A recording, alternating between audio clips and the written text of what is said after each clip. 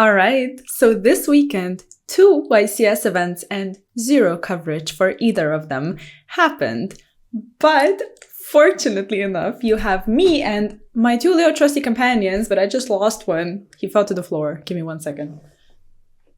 Alrighty, so here's Rescue Hamster and Rescue Rabbit, and we are your trusty reporters, and we are going to make sure you know everything that happened at YCS Sydney and the Team YCS in El Salvador. So, before we jump right into it, I just want to encourage you to like the video if you enjoy it, because I do put a lot of hard work into my reports to always make sure y'all are up to date when any event happens. So please make sure to like it, and of course, drop a comment and let me know what you think of the meta, and let's jump into it. All right, so let's cover YCS Sydney first. And for anyone wondering, they are still here. I just cannot, maybe I can like physically hold them up for the entirety of the video so you can watch them in all their glory. But I also have to scroll and show you the deck list and the breakdown and all of that. So let's jump into YCS Sydney.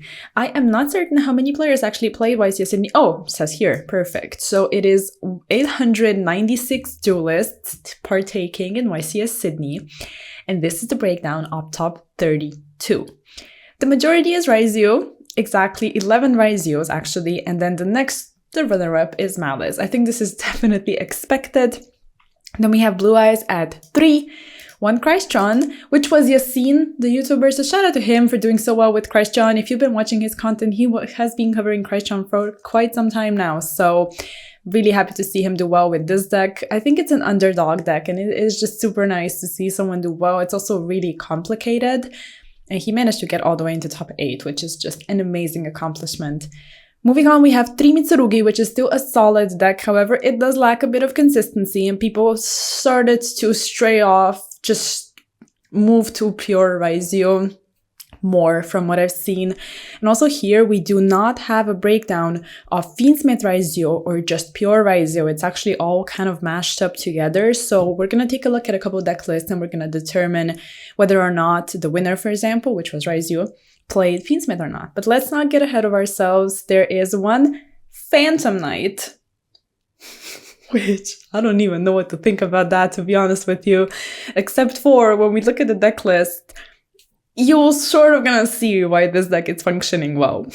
Next up, we have White Forest, but I also did want to mention that Phantom Knights made it all the way to top 16, which is an amazing, amazing accomplishment. White Forest, very decent combo deck still. Bistio, pure Bistio, also a very decent contender. And then we have Memento and Mermail, which are both decks to be afraid of. So I just feel like this entire representation is pretty much the best representation of the format right now, in my opinion. So let's move on to a couple deck lists.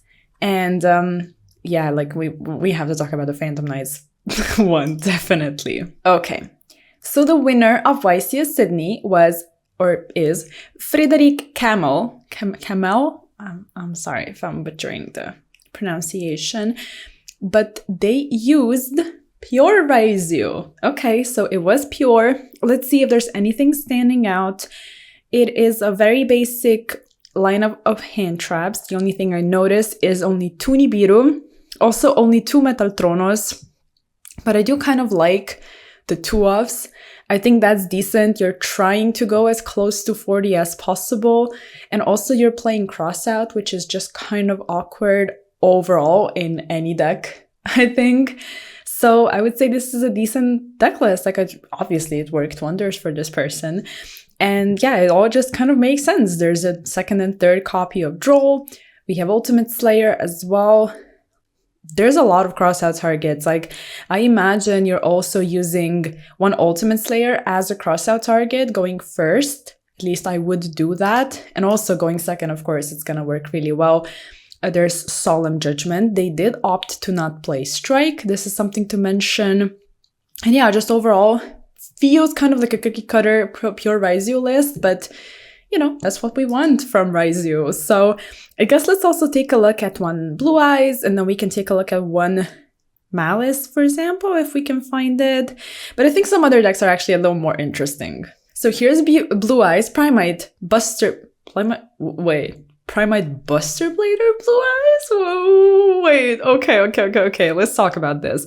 So piloted by Daniel Pollard, they actually decided to play Buster Blader in there as well. And when I tell you, I hate this engine so much. I hate playing against it. So I'm pretty sure they also caught some people off guard with this. But yeah, they included Primite, Blue Eyes, and the Buster Blader stuff. But let us check how many non-engine they actually play. So it's 1, 2, 3, 4, 5, 6. It's easier for me to count in my language. It's 15 non-engine, which is, I guess, did I count the talents? I'm not sure. 15 non-engine with 3 different engines. I think this is fine. And yeah, the Buster Blader lock is amazing. Primite cards are super strong and they help with the grind game. Blue Eyes cards are nice, but I do kind of think you just want to see Primite cards when you're playing Primite Blue Eyes. And yeah, the non-engine. Like, I like this deck, to be honest with you.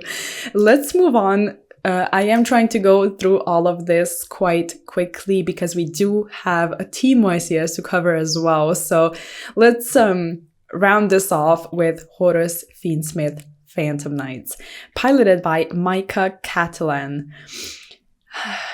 It is a pile. Yeah, shout out Vita.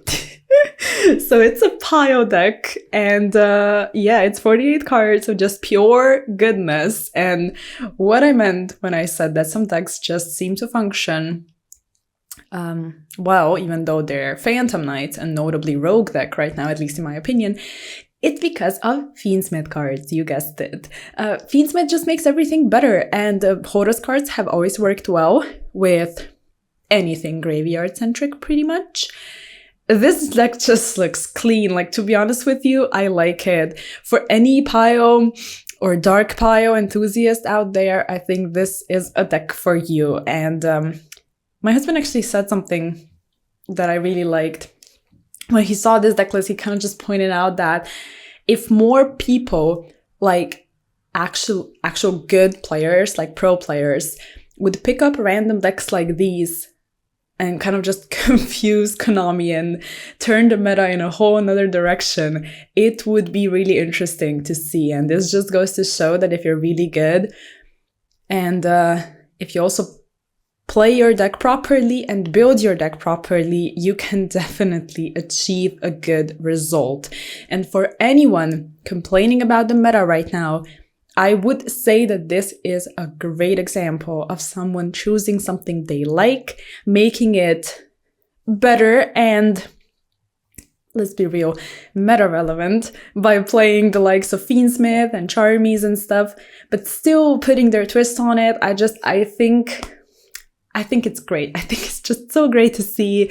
And also Yassine doing well with Christron. Like, I think YCS Sydney is a really, really good showing for this entire format, for all the decks, and I'm just super sad we didn't get to see this event and all the gaming actually live, but it's just the way it is. Again, that's why you have me to cover all of this. So yeah, let's also show you the side deck, of course.